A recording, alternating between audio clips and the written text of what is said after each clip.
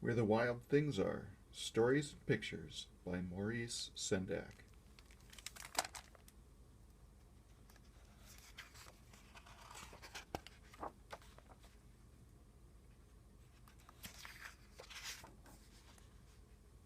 The night Max wore his wolf suit and made mischief of one kind and another.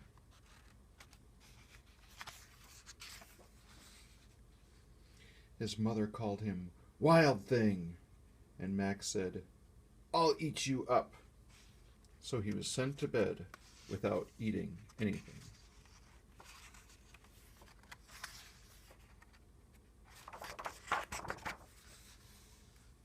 That very night, in Max's room, a forest grew and grew and grew until his ceiling hung with vines and the walls became the world all around.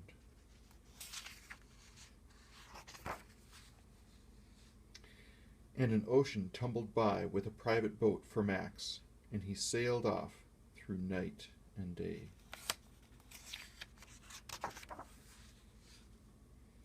And in and out of weeks, and almost over a year, to where the wild things are.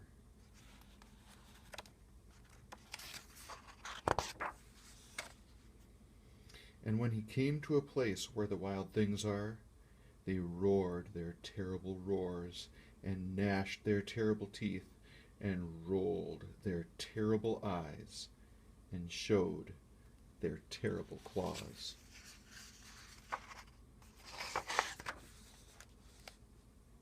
Till Max said, "Be still!" and tamed them with the magic trick of staring into their yellow eyes without blinking once, and then they were frightened and called him the most wild thing of all, and made him king of all the wild things.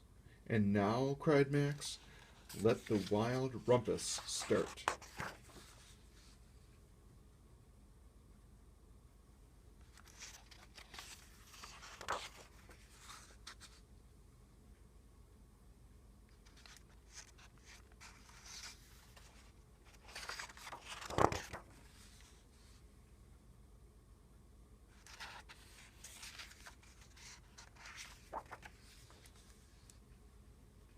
Now stop, Max said, and sent the wild things off to bed without their supper.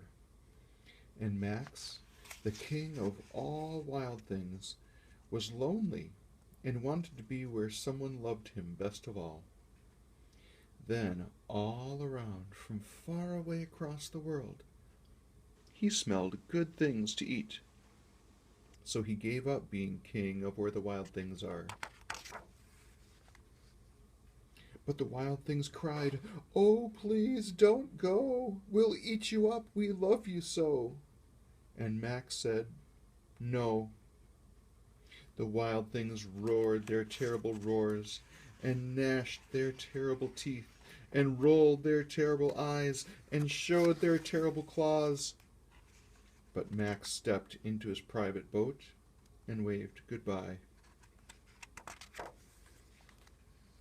and sailed back over a year, and in and out of weeks, and through a day, and into the night of his very own room, where he found his supper waiting for him. And it was still hot. The end.